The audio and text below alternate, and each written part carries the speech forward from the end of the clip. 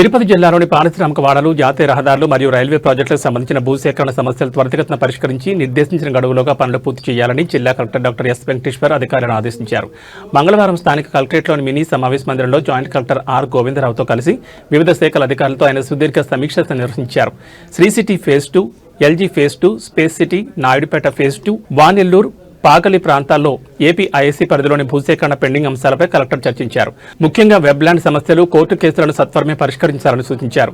రేణుగుంట పూడి, Gudur Renigunta, Renigunta Pakala, Tirupati round railway station project పనులను వేగవంతం చేయాలన్నారు. వైజాగ్ చెన్నై కారిడార్ పైప్లైన్ పనులు, ఏడీబీ రోడ్ల నిర్మాణంలో ఉన్న అడ్డంకులను తొలగించాలని ఆదేశించారు. వడమాలపేట, ఏర్పేడు మండలాల పరిధిలోని పాదిరేడు అరణ్యం, పల్లం గ్రామాల్లో టీటీడీ ఉద్యోగులకు కేటాయించిన ఇళ్ల స్థలాల పురోగతిపై ప్రత్యేకంగా సమీక్షించారు. ఆర్ఎండ్బీ, పంచాయతీరాజ్, ఇరిగేషన్ మరియు ఫారెస్ట్ అధికారులు సమన్వయంతో పనిచేస్తూ దుగ్గరాజపట్నం వంటి కీలక ప్రాజెక్టుల పెండింగ్ పనులు పూర్తి చేయాలని కలెక్టర్ స్పష్టం చేశారు.